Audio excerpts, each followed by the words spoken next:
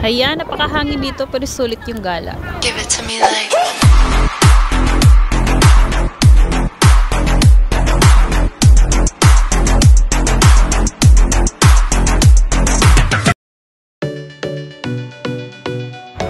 Ayan, have a great day mga ka-Verlies! So, welcome back again! So, for today's video po, dito tayo ngayon sa isang napakagandang lugar sa Hong Kong. Tinatawag nilang Tsim Sha Tsui.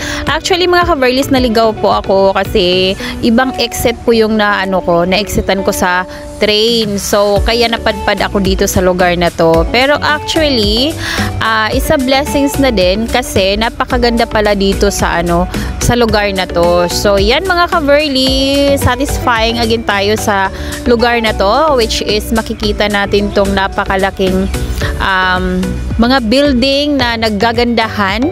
Yan. So, malapit lang pala ako ngayon sa Peninsula, Hong Kong.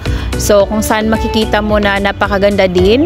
Pero bago pa man tayo pumunta doon, satisfying muna tayo dito sa malapit sa Quay 11. Ayan. So, mga ka-Verlies, ang init-init mo dito. Pero, ang lamig-lamig naman ng weather.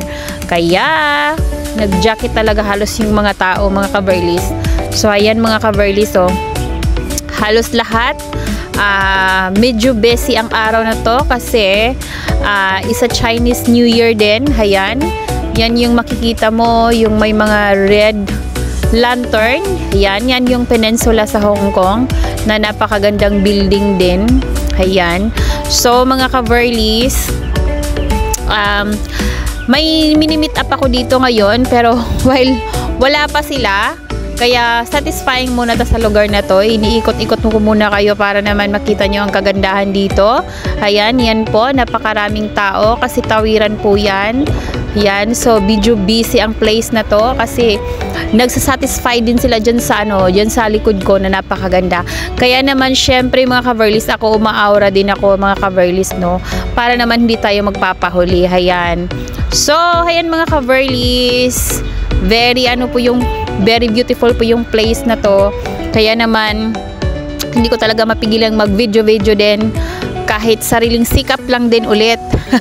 Ang importante mga ka-Verlies, may ma-picture tayong makita at saka syempre naaliw yung mga mata natin sa ganda ng views. Kaya naman picture taking is on. Kaya talaga napaparami ako niyan. Yan. So, again, thank you so much mga ka-Verlies sa panonood, and please like and subscribe my channel, Verlies Ventures, for more next adventure po dito sa Hong Kong. Isasama ko kayo mga ka-Verlies. Kahit saglitan lang mga gala-gala na to kasi work mode nga tayo, pero it's okay kasi nag-enjoy naman tayo mga ka-Verlies. Ayan. Kaya again, maraming salamat po sa suporta ninyo. And see you next video po. Ayan. Thank you.